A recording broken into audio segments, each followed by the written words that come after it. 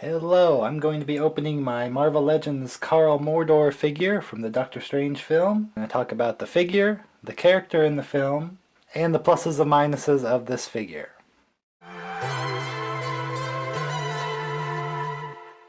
So we have the Karl Mordo Marvel Legends figure. It's kind of a forgotten figure, I feel like. I don't see it in too many collection lineups, but maybe he just doesn't stand out too much. It's the Dormammu Build-A-Figure, but that's the comic book version of Dormammu. The comic appearance, as we can see, not the film appearance. That would be quite a Build-A-Figure. There weren't too many figures from the Doctor Strange film, so I grabbed this when I saw it was very low price. Let's open it up. Slice? That was a Caecilius slice to open it up. This Caecilius is from the movie. He doesn't have a figure. Karl does, though.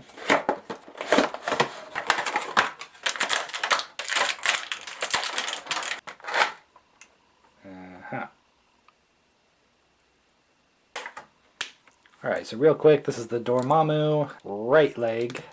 And he comes with some freaking sweet flaming skulls. Kind of cool thing about these, they actually have the peg holes, they could just put them on a figure. But they're just accessories for the Dormammu figure. This is the Karl Mordo figure. I can see why it's kind of a forgotten figure because the body's great, the costume, the face, not super accurate to the actor.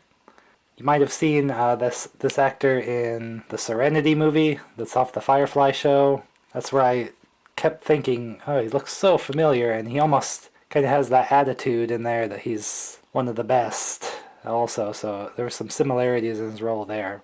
In the Doctor Strange movie, he has some scars on his face, but there's no representation of that here. On the box art, I don't know if you can kind of see, it has a few scars here and there. So not the greatest face. The other big problem is his weapon, which, of course, mine is a little bent. If you ever get a accessory or even a figure with a weird bend, just get some boiling water. So I'm going to give this a heat up, see if we can shape it back together. And let's watch as this water boils slowly. Alright, I'll just skip to the boiling part. Alright, we're just about boiling. It's going to be plenty hot enough. It's going to be really careful. If it's something that's shorter, I'd probably use some tongs. I'm just going to kind of dip. Don't really want to touch the bottom, although it won't do too much, but if you would leave it on there, you could get some melting. You just want the water, hot water on there. Now you have to be careful with your accessory after this. Obviously it's hot, and it's also very soft. So be careful, we're going to warp that back into shape some. Certainly more straight than it was. And it's not really necessary with a small accessory like this, but if I was doing a leg or an arm or head or something, once I got it in the shape I wanted, I would get some cold water. Oh, the cup's even themed for us here. I don't see Doctor Strange on here though, darn. Yeah, I just kind of give it into the cold water. That's going to set it so it's not still soft, so I don't accidentally leave it somewhere and get it warped again.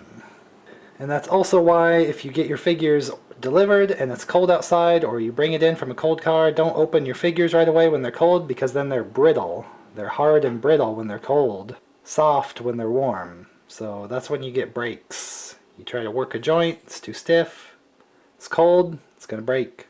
We got the staff straightened out there, but that is the kind of the next point I wanted to make, is that staff. That's kind of one of the reasons, besides the facial likeness, why this figure gets a little forgotten, because the staff, not exactly what he uses in the film. In the film he's using the staff of the Living Tribunal, and that's a much shorter staff, a segmented staff that stretches into a bit of a whip or chain effect.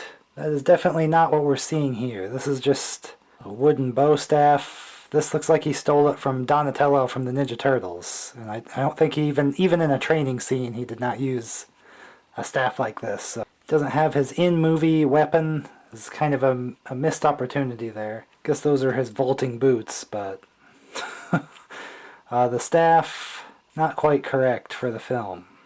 Another reason I think this figure skipped a lot of people's collections is Mordo is better known as Baron Mordo as a villain for Doctor Strange. After credits scene in Doctor Strange really hinted at his too many sorcerers.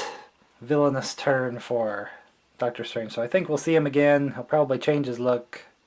But for now, I do like this representation just to help out Doctor Strange with a little more representation. We need more Doctor Strange figures. Oh.